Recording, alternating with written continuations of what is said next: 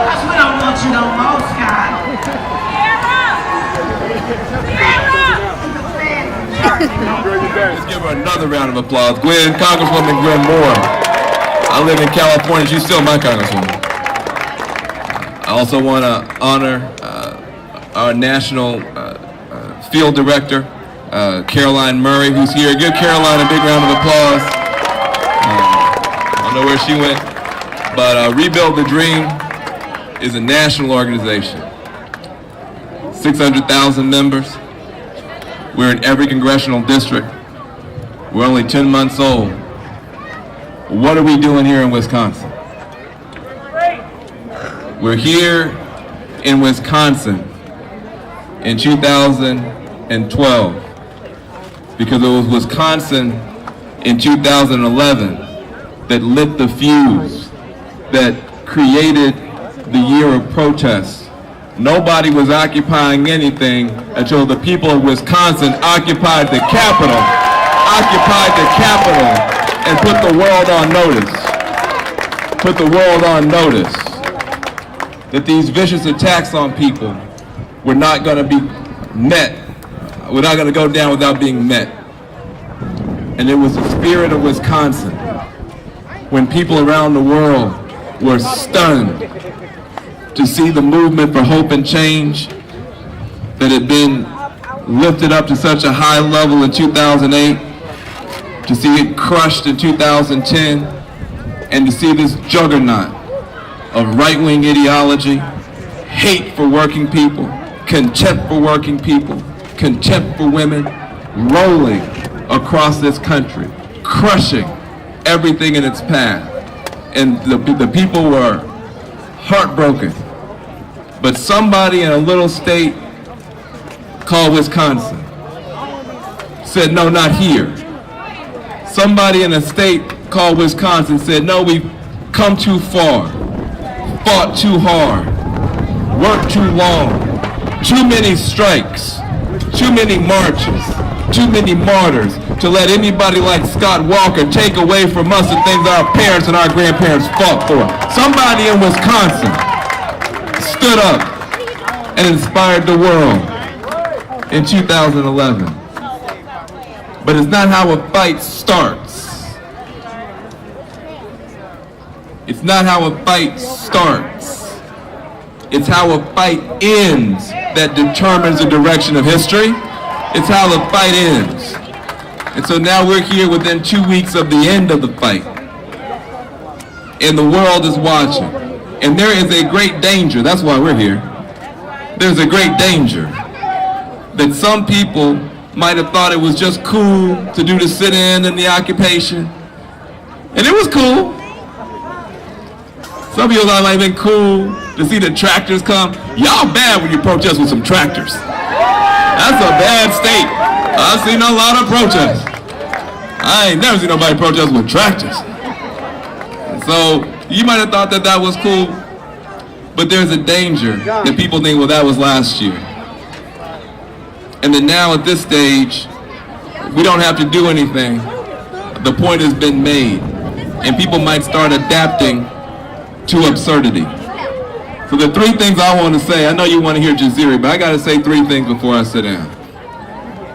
Don't adapt to absurdity. Don't adapt to absurdity. There are three absurd ideas you would have to accept to leave Scott Walker in there to continue mistreating the people. Number one, somehow that Wisconsin is broke. Wisconsin is broke. And they go even farther than that. They say America is broke. You heard this? America is broke. So you say, well, what about our veterans who are coming home? To nothing. Our veterans who have gone overseas. And as long as Halliburton could get a cut, as long as the big war profiteers could get a cut, they had all the support in the world. They could do all the nation building in the world in somebody else's country. But then you drop them off at the airport. You drop them off at the airport with nothing. And you send them back to the neighborhood, hurt. You send them back home, hurt. And when they say, can I have a job? Can I do some nation building in America? They say no. They say no. Why? Because we're broke. Because we're broke. Well, what about this is the absurdity. What about the students? What about the young people? The ones who did right. Maybe they got in trouble, but they turned it around. Now they went to college because we told them to go. They didn't want to go. They said, I can Google and know more than my professor. And we said, no, you got to go. And now they graduate every spring off a cliff. They graduate every spring off a cliff into the worst job market since the Great Depression.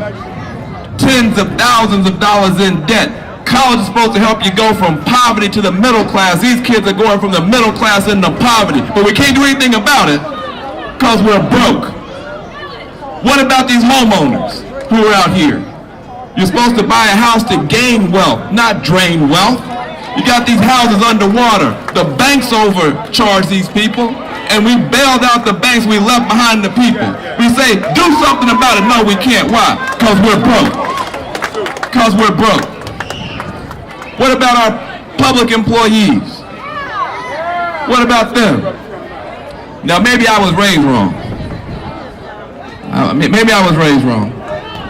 I accept that I might have been raised wrong. But in my neighborhood, I never met a public employee. We didn't call them public employees. We called them teachers, we called them firefighters, we called them librarians, we called them the backbone of our community. We called them America's everyday heroes. I never met a public employee. Maybe I was raised wrong. And we were taught to respect them. We were taught to look up to them. We were taught to say yes sir and no ma'am to them. They were the heroes of our communities. And now they never one time abandoned us. No matter how big the fire, no matter how heinous the crime, no matter how slow that learner, they never abandoned us one time. But we're supposed to abandon them. No, never. We're a better country than that. We're a better state than that. See, the absurdity is that we're supposed to be broke and abandon these young people, abandon these veterans, abandon the homeowners, abandon the backbone of our community. But are we broke? Is America broke? Has anybody in here ever been to a broke country? You ever been to a broke country? I've been to some broke countries. I've been to some poor countries. I've been to some struggling countries. I've been to the countries that really don't have it. And we should help those countries. We should stand with the people of those countries. But we shouldn't let anybody turn the United States of America into one of those countries because rich folk don't want to pay their taxes. I'm sorry, America's not broke. And Wisconsin is not broke. This is the richest country in the history of the world. Wisconsin has some of the richest people in the history of the world. Don't let nobody fool you. The rich folk in Wisconsin, you got some rich folk in Wisconsin so rich, the pharaohs are going, damn, y'all came up. No, America's not broke. We're the richest country in the history of the world. We're twice as rich as China. People talk about China. Twice as rich as China. People talk about Europe. Our economy is almost as big as all of Europe combined. We're not broke. What's broken is the contract that used to exist, the social contract that says if you do well in America, you do well by America, and you pay your taxes and create jobs and keep the cycle going. That's the only thing that's broken, is that social contract. And the person breaking it is named Scott Walker. He needs to be recalled. He needs to get a new job. He needs to be out here with the people and see the suffering he's causing. Second absurdity. Second absurdity. Asking rich folk to pay their taxes will destroy America. Have you heard this? Anytime you say you want to raise the taxes from the people who have the money, they say you're going to destroy America and kill jobs and destroy everything. Hold on a second. Nobody out here is mad at anybody because they're rich. Hey, Beyonce is rich. I like Beyonce.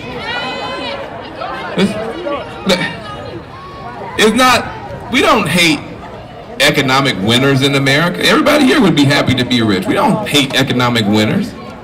We hate economic cheaters. We hate economic cheaters. What makes you an economic cheater in America? I'll tell you how. Take somebody like our good friend Jeff Bezos at Amazon. I don't want to always pick on the Koch brothers. I can pick on any of them. Look at Jeff Bezos. Amazon. He's now a gazillionaire. Good for him. But let me tell you about yourself, Jeff Bezos. You don't want to pay any taxes. You didn't have to make the internet. You didn't make the internet. The taxpayers, we the people, put our money together to create the internet. We did that for you, the taxpayers. When somebody hits click and they send a book out or something out onto the road, you didn't have to build that road. We the people, the taxpayers, built that road. You don't have to repair the pothole. We the people repair that pothole. When you cut the water on at the factory, it doesn't come out poisonous. It's not because you paid for a filter. We the people did that. If somebody does you wrong, you can go into a court building that you didn't pay for. We the people paid for that court building. All your fine print and your contract can be enforced. You don't have to pay a bribe to anybody. You can walk in there for free and file your paperwork and walk back out. Now listen, that's money that we put on the table. If you are an American business person, you have the best anchor investor in the world. We the people invest in every American company. And if you don't do well, we're not mad at you. We don't send you a bill. We tell you, get back up and try again. Get back up and try again. But if you do well, I said if you do well, I said if you do well, then have the decency to pay America back. Pay the people back. Pay your taxes. Create some jobs. This is called return on investment. But that's all we're asking for. We're proud of you if you make some money, but you didn't make it by yourself. And you pay back every investor but us. You're happy to pay back every other investor. It's time you pay back we the people. The last absurd thing. The last absurd thing is that we can afford to be easily discouraged. Easily discouraged. I know, not you, but your friend sitting next to you. Always, well, I just so tired. We voted for him, Obama, and it didn't work, and now I'm just gonna quit. Now, I don't got as many criticisms as the president as anybody else, but I'm gonna tell you this. We got people out here who know better. We had my dad's generation, they got dogs sicked on them. They got fire hoses put on them for change.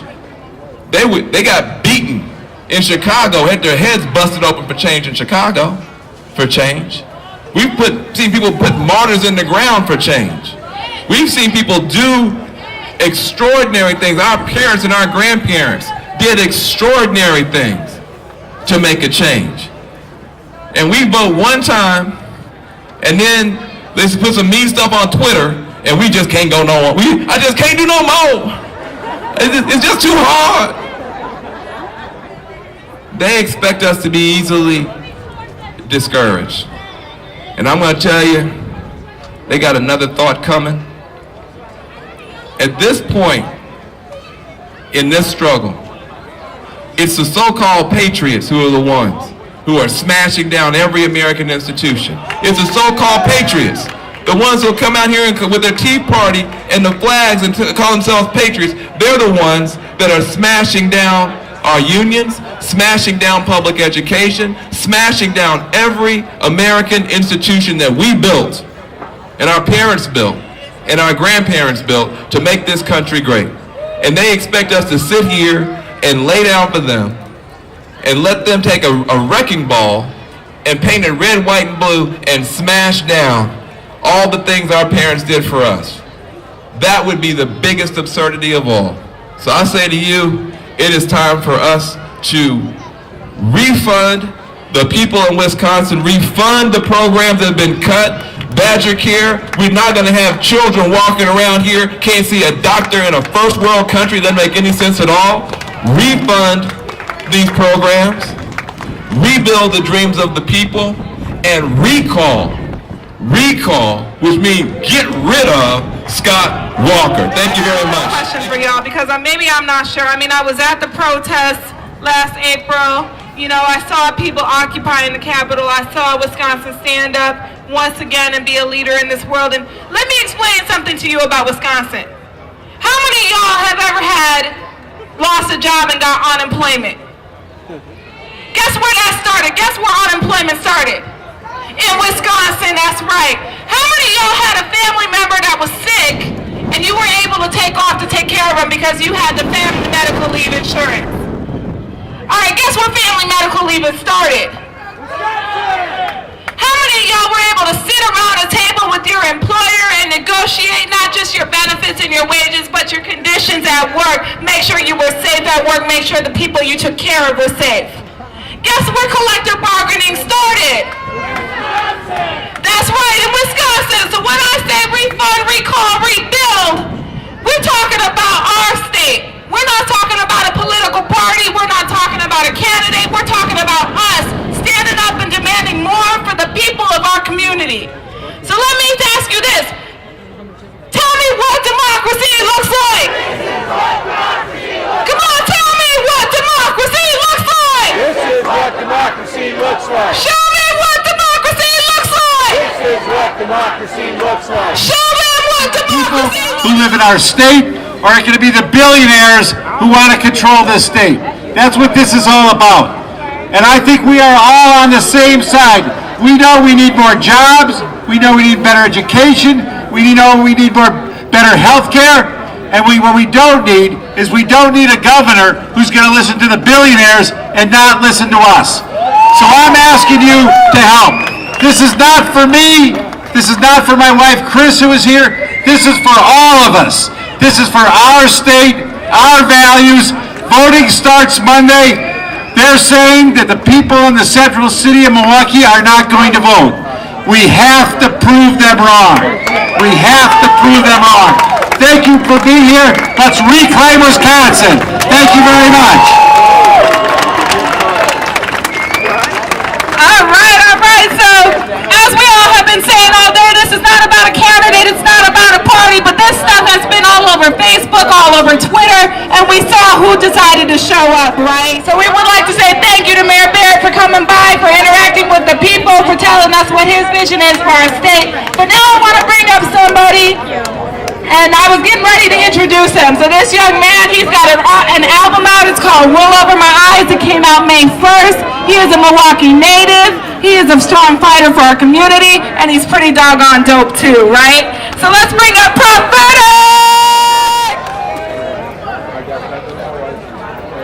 All right, one more time. He's got an album that came out May 1st called Wool Over My Eyes. Everybody give it up.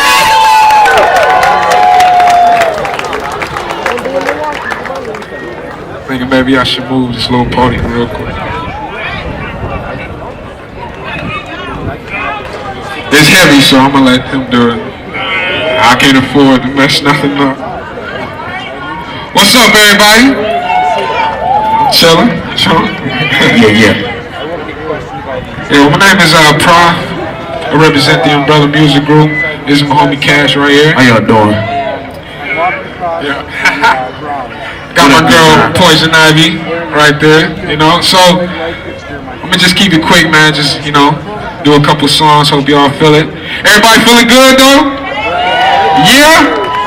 Nice day today. Okay. Alright, Ivy, you ready? Yeah, this work right here. Yeah.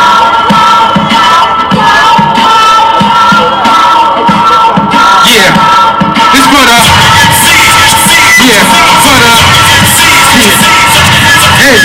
Hey. Okay, Cash, there you go. Yeah. up. In my thirst, I can drink a lake up. All wood dresser full of purple like a lake up. For the big ones, you might be needing what you meet Jamaica.